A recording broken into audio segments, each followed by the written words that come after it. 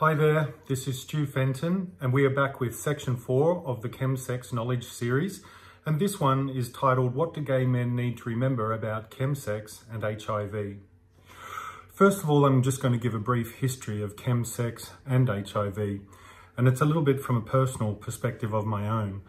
So back during the AIDS crisis, obviously there was a reaction to the situation where the use of condoms was pushed very much so by the government and healthcare organisations, and this obviously slowed down the amount of infections of HIV. And so there became a culture in the gay community that sort of developed from the mid-90s up until 2000, which looked at barebacking. And barebacking is when gay men started to have unprotected sex again, knowing that the medication was there if in the worst case scenario they were to contract HIV. So during this culture of barebacking, obviously HIV rates started to increase a little bit, and it was in the early 2000s that the ChemSex phenomena really started to take off. And at this time, this was before we had the apps on the smartphones, and mostly gay men were hooking up through Gaydar and Manhunt, which were dating apps, but which could only be accessed through computer systems. However, it really was the beginning of ChemSex, because gay men were using these dating sites to be able to find other people using drugs, particularly crystal meth and GHB, and to get together for group sex and to get together for sex in general. So this carried on, and then, right through to 2016, this is really where ChemSex took off in those years. But around 2016, PrEP came into play as well, and it had been proven that if you were undetectable, then HIV was untransmissible between two people. And so at this point, gay men stopped using condoms to a degree. And what we saw in this time was that HIV rates, specifically if you look at a place like London, started to drop significantly. And so at that time, barebacking obviously started to accelerate a lot more, and this meant that HIV transmission decreased, but unfortunately what it also meant was that other STIs like gonorrhea and syphilis and chlamydia started to increase, and this is still a problem today within the ChemSex scene. At the end of 2019, I spoke at the ICAD conference in Paris as the keynote speaker, and the topic that I spoke about was how the LGBT community had become more resilient, more empowered and more aware because of the adversity they had experienced. And the three areas that I chose to speak about were the impact of minority stress, and also I spoke about ChemSex, and I spoke about the AIDS crisis. And as I was preparing this presentation, what I noticed, which was quite interesting, is that the response by the LGBT community to the AIDS crisis had quite a few similarities to the way that the LGBT community is currently responding to the ChemSex crisis.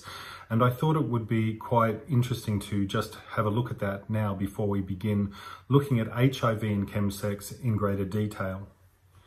So the first similarity I noticed was that one of the responses to the AIDS crisis was that the LGBT community developed supportive networks. And if you look at any documentary about that time, and it's very topical right now because of the death of Larry Kramer, who was an activist at the time, he started or became very involved with starting groups like ACT UP and the Gay Men's Health Crisis in the 80s, to protest to the government that we needed more funding and that the government needed to wake up and see that this was that AIDS was having a major impact on the LGBT community. And a lot of grassroots organisations began that were there to support the gay men who were dying from AIDS and to support their partners and to support their families.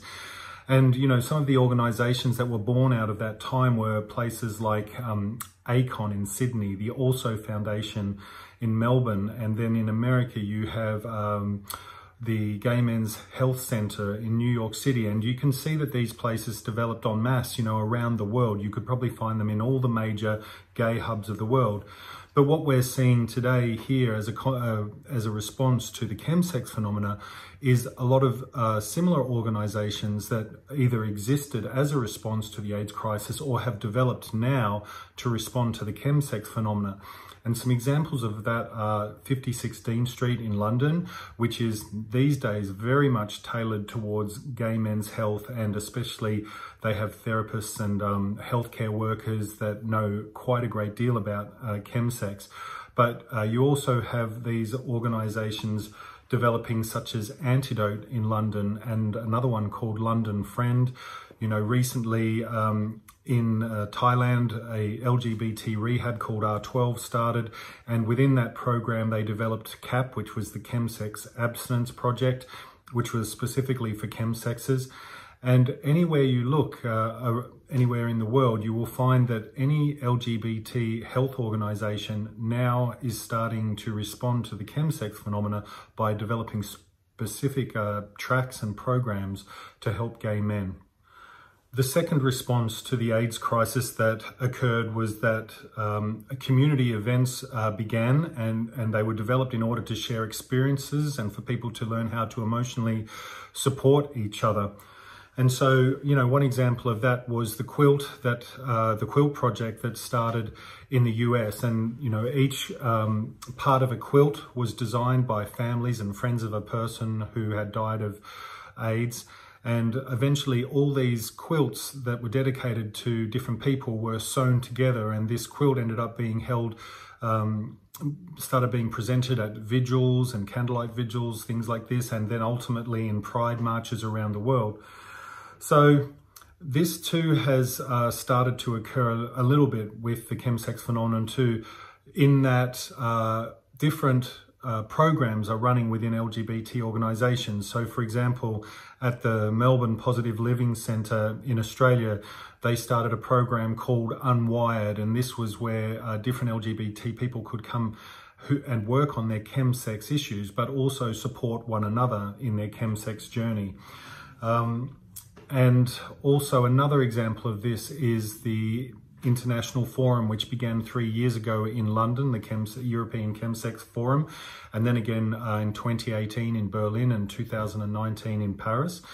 And this development, or this forum, was created so that all the people involved with the health organisations at the front line dealing with chemsexes were able to share their ideas and their understanding, so that, for example, Mainline in Amsterdam, which is a harm reduction agency, and 5016 Street, as I spoke about earlier, and there's another one called the Gay Men's Health Alliance in Toronto. People could come together and share their experiences and their research and their findings to increase the way, or the effectivity of helping chemsexes who are struggling in various countries. The next reaction to the AIDS crisis that is of note is that we learn to overcome social ignorance and aggression in regard to the AIDS crisis, which we discovered was mostly driven by heterosexism and homophobia. And as I spoke about before, Larry Kramer was an activist at the time who really tried to shake up not only, you know, the heterosexual dominant paradigm at the time, but also gay men to come to understand how valuable and important they are. And I think one of the things that happens at the European Chemsex Forum each year is that different people from different organisations who are not necessarily LGBT but come into contact with chemsexes are invited to this conference. And at this conference this year, I sat next to a woman from Switzerland who was a doctor. She was a heterosexual, and she was at that conference because she wanted to have a better understanding of all the factors that affect gay men engaging in chemsex. And I thought this was a wonderful thing, because she said that she didn't necessarily choose to work with chemsex and chemsex clients. However, she found herself in an organisation where this was quite prevalent, and she wanted to educate herself and learn how to be of maximum assistance and effectiveness to helping these kind of men. And the way she did that was by attending this conference and learning how to actually be of assistance without being discriminatory, or to let her own judgments about gay men get in the way. So, as I said, one of the responses to the AIDS crisis was that grassroots organisations started to protest and demand more funding for research into medication. And the parallel now with the ChemSex phenomena is that after the Berlin ChemSex conference, groups of people from different organizations around Europe started to put together a document to apply for more funding to go into ChemSex research and into organizations that are dealing with chemsexes on a large scale. And this ultimately will benefit everyone, not only from the research, but from the support and the assistance we are giving to these kind of men. Another aspect that was important as a reaction to the AIDS crisis was that at that time we faced stigma from a moralistic majority who believed that we deserved HIV and AIDS, and that in fact we may have even caused it by our own bad or immoral behavior. And what we see now with the ChemSex phenomenon is that one of the major reasons that gay men don't reach out for help is that they're afraid of the stigma for being judged for their sexual behavior or their drug use behavior. And so one of the really valuable things that has come out of the European ChemSex Forum is the education of all people who work in healthcare centres to really work on being non-judgmental, to apply an empathic approach and a position of unconditional positive regard, and also letting gay men know in each of these circumstances that it's not really helpful to beat yourself up for being in this position or to think of yourself as immoral, but that the actual engaging in the chemsex when it's at its most problematic is the way that a gay man is trying to seek belonging or a sense of identity, or, you know, trying to find pleasure or to connect with other people. And this is not a bad thing, but if it's causing harm to themselves or to other people, maybe there are other ways we can look at how they find that sense of self or that identity or that connection. As a response to the AIDS epidemic, we developed new ways of honouring queer lives. So what does that mean?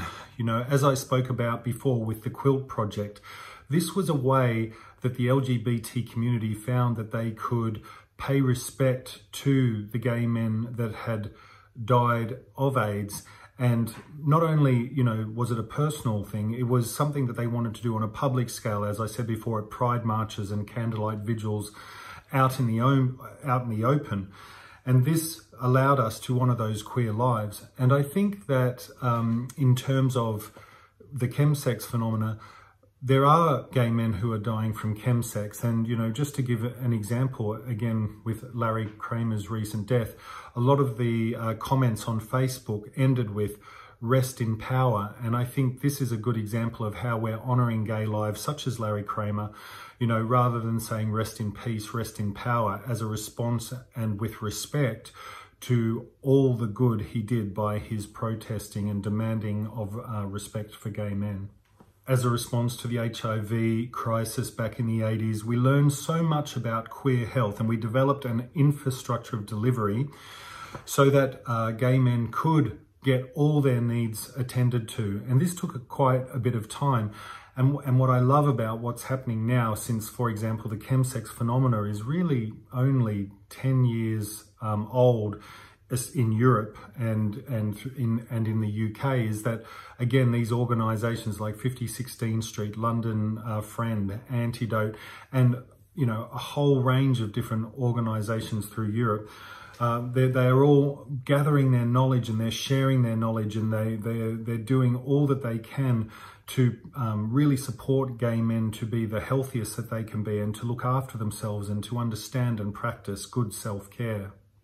Because this section is about HIV and chemsex, I think that when we look at David Foster's text, Lust, Men and Meth, he discusses in there that often the people that are most susceptible to getting involved with chemsex are men who have been HIV positive for at least 15 to 20 years. And the reasons that he gives for this is that often they will have less energy, their libidos might be lower, so they're using chemsex to be able to ignite that libido and have more sex. They sometimes can be more isolated if they're older, or if for some reason being HIV positive takes away their self-esteem or their confidence to go out and mingle with other people. And sometimes they're dealing with a lot more physical ailments, and they're using ChemSex as a way to distract from or to not think about those problems.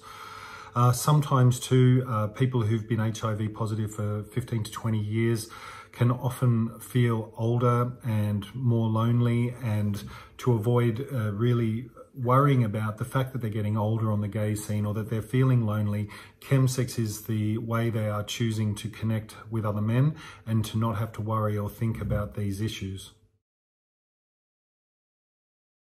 So the next thing to remember with HIV and ChemSex is that PEP is still available today. Whilst PrEP is still quite popular, PEP is post-exposure prophylaxis. And this is if during ChemSex someone has an incident where, let's say, they're HIV negative and they're afraid they might have been put at risk to HIV. If they take a 4-week course of HIV medication within 72 hours of that incident, it makes it very unlikely that they will contract HIV. Taking this medication in this way is most effective within 24 hours of the incident happening and loses its effectiveness after 72 hours. Also, one of the common features with ChemSex is that often gay men will engage in sex for 2, 3, 4 or 5 days. And so if they actually have an incident during this time and they continue to take GHB and crystal meth and they lose track of time, then by the time they start to come down or remember that they've had an unsafe incident occur, by then it will be too late for them to take PEP. So PrEP is pre-exposure prophylaxis, and this is the regular use of a medication to prevent HIV, which is highly effective. Usually it's a pill taken once a day at the same time. And if you are HIV negative and taking this pill consistently, then there should be no risk of contracting HIV. So this medication really came into play around 2016, and up until that point, there had been trials, gay men were put on trials, and then, towards the end of 2016 in most Western countries, it became available on a larger scale. And that's, as I said before, when we saw the rates of HIV dropping. One thing that I think is interesting to be aware of is that there are some people in the non-HIV communities and healthcare centres who know nothing about PrEP and are usually quite shocked when you explain it to them, and they say they never knew that this existed. And there can also, in fact, be some stigma towards the idea of gay men using PrEP. And an example of this is the performer Azealia Banks, who had a bit of a rant on her Instagram page a few years back when she heard about PrEP, and she basically said, great, gay men who are already promiscuous are going to go out and continue to be promiscuous and have sex with lots of people and get more STIs. And so you can see how different people will look at PrEP in different ways, because there's also a way of looking at PrEP as that this is a way for gay men to take full responsibility for their sex lives. Gay men have often been creative and been adventurous in the way that they have sex, and by being responsible in taking PrEP consistently, they're able to slow down and actually reduce the amount of HIV transmission that occurs. Treatment as prevention is the regular use of antiretroviral medication to prevent HIV infection to others. Regular and consistent use of these medication means that a person's immune system is not compromised. They are kept well and healthy. And studies have shown that if a person has undetectable viral load, then there is zero risk of HIV transmission to another person. So how is this relevant to ChemSex? So often with ChemSex, a person can sort of go into a ChemSex vortex, not surfacing for days and days, going from, one sex experience to a different sex experience, and taking quite a few drugs as well. And so one of the problems is that they forget to take their HIV medication consistently, and this can sometimes cause a risk of their viral load increasing making them possibly more likely to transmit HIV to another person. Despite PrEP being quite accessible today in most Western countries for gay men, quite a lot of gay men are still using condoms and water-based lube as a way of not transmitting HIV and also protecting themselves from HIV. So in this case, it is best if the lubricants that they're using are water-based or silicone-based so that the strength of the condom is not compromised. Oil-based lube will often erode the condom. And with ChemSex, most gay men don't want to wear condoms these days, especially with PrEP and with PEP available. So this often will increase the chances that HIV can be spread, and definitely with STIs as well. And one of the problems for gay men who are sex workers today is that they are continually bombarded by clients saying that they want to have BB or they want raw, and if they don't, they'll go to a different escort. So this puts a lot of pressure on sex workers to not use condoms or use lube. So these are all factors that need to be taken into consideration when you're dealing with a gay man in a healthcare centre in regard to HIV transmission. In regard to injecting, mixing water is also a really important factor. And so if gay men are using in an environment where they've been using for days and days and they don't have any sterile water, obviously there's going to be a greater risk of infection. So it's always important to have sterile water available. Boiled water and non-carbonated water can be used as well. And it's also important never to draw from a water source with a used syringe. Tourniquets are the equipment that are used to wrap around the upper arm so that a vein will become more prominent, preparing a site for injection. It's always helpful if you have your own tourniquet, because often droplets of blood can fall on them, which makes them a hepatitis C risk. And also, it's also important, if you can possibly, to use a new one each hit. And often needle and syringe programs will have disposable ones available. Often during ChemSex, gay men will use needles if they're injecting, and they'll be using tourniquets as well. So sharing equipment means there is a greater risk of HIV and viral hepatitis spread. So to prevent HIV in these cases, always use new syringes. Filters that are used once should not be reused. And also spoons must be disinfected after each use. It's also quite helpful to always have fresh alcohol swabs available at any time. Sometimes when gay men have been partying for a few days and using drugs, they run out of condoms and they don't feel like they can leave the apartment to get new condoms. They might resort to the pulling out technique to reduce HIV transmission. I would say it's not a very successful method of HIV prevention, but it will reduce the chance of it.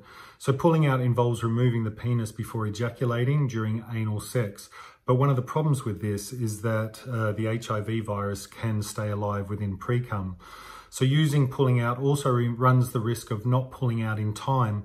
And in the heat of the moment, when two people are high on drugs, it's going to be very difficult to remember to pull out and not come inside another person.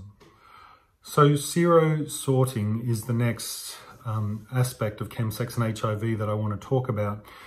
This is sex between people who choose sexual partners who share the same HIV status as themselves. So obviously this is going to be very helpful when you have two people that are HIV positive who are engaging in ChemSex together. But where this becomes problematic is when one person thinks they're HIV negative and they're with another partner who says they're HIV negative, and a person hasn't had a test for a period of time, or they've recently been infected, and they share with the other person, disclose with them that they're HIV negative when in fact they're positive. And especially if they've obviously recently seroconverted, their viral load will be quite high.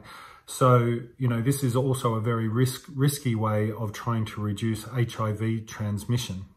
Strategic position is when two men not using condoms or PrEP or treatment as prevention sexually positioning themselves to reduce the risk of passing on HIV. So an example of this is a man who is HIV negative, who's playing with an HIV positive partner, and they take the top or dominant role. So this, in their minds, will reduce the possibility of HIV transmission. But again, while it does reduce the risk of transmission, it is not the most effective approach. So today I've tried to give you a full overview of all the different ways that gay men can take care of each other when they're engaging in ChemSex to prevent HIV transmission. Some of these ways are obviously more effective than others, and usually these days a lot of gay men, especially in Western countries, will be using treatment as prevention or PrEP to stop HIV transmission.